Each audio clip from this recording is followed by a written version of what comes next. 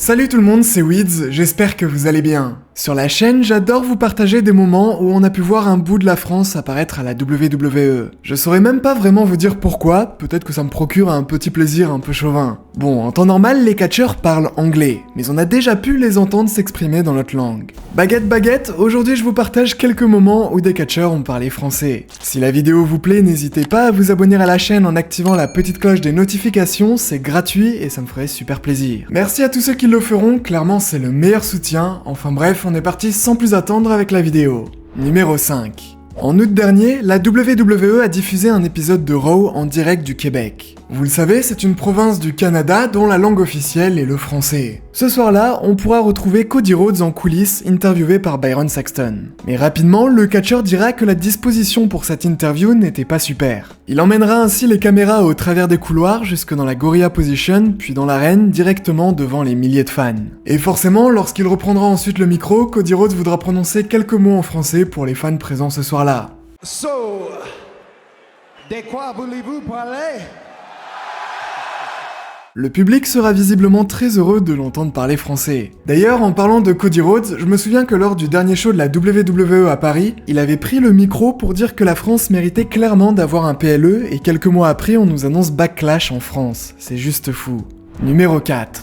En avril 2003, durant un épisode de Raw, Christopher Nowinski et Scott Steiner se retrouveront sur le ring pour tenir un débat concernant la guerre en Irak. Oui, on est bien sur un ring de la WWE et il y a bien un débat politique entre deux catcheurs. Pour recontextualiser un peu, en 2003, 2 ans après le 11 septembre, la France alors gouvernée par Jacques Chirac va déclarer voter contre une invasion des États-Unis en Irak. Cette position politique va donner naissance à un sentiment anti-français chez les Américains et ça, la WWE n'hésitera pas à en profiter. Bah oui, si on déteste un peuple, autant faire des catcheurs qui viennent de ce pays, ça peut faire de bons méchants. L'idée ce soir-là était donc de faire un débat dans lequel Scott Steiner ressortirait comme le gentil en défendant les États-Unis, tandis que de l'autre côté, Christopher Nowinski serait le méchant critiquant l'invasion américaine en Irak et ses abus de pouvoir. Scott Steiner va alors mentionner la France en disant ceci.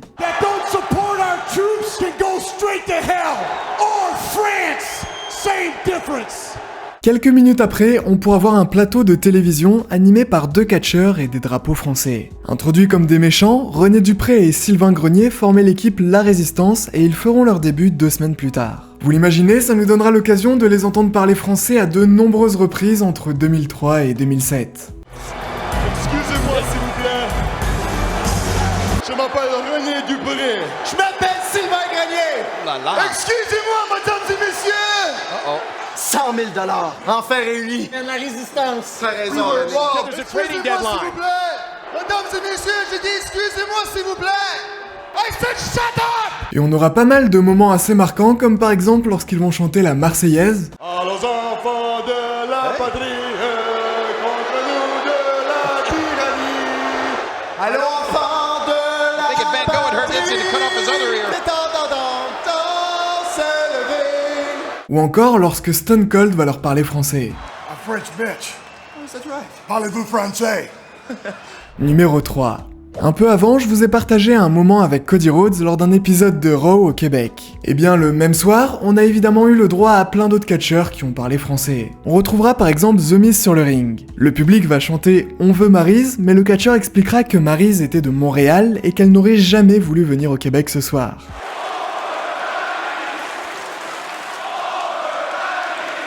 Maryse is from Montreal. She would never come to Quebec City. Laissez-moi vous parler. Oui. Toujours en parlant du Miz, ça me rappelle un autre moment il y a quelques mois, j'étais au premier rang pour me faire insulter.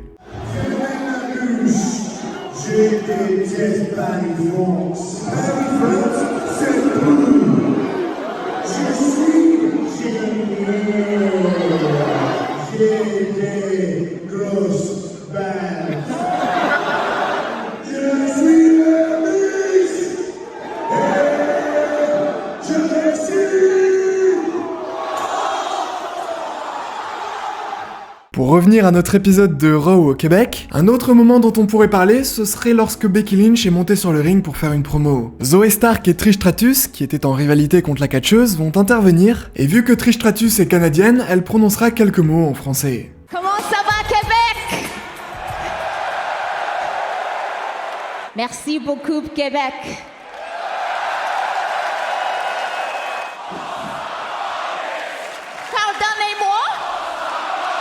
Et pour finir avec cette soirée, il y a un dernier moment dont je dois parler. Car bien entendu, le show va commencer avec Sami Zayn, originaire de là-bas, absolument excité. Mesdames et messieurs, bienvenue au Monday Night Raw! Rapidement, le Judgment Day interviendra pour encercler le catcheur autour du ring, mais Sami reprendra le micro pour dire ceci. Vous savez qu'on est à Québec ici, oui?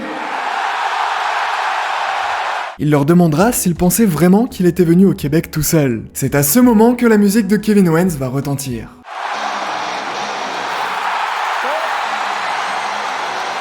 Le public sera absolument sous le choc puisque le catcheur était alors absent des écrans depuis plus d'1 mois. Après avoir réussi à se débarrasser du Judgment Day, Kevin Owens prendra le micro pour leur proposer un combat et à son tour il va prononcer quelques mots en français. On vous crisse une volée 100% québécois!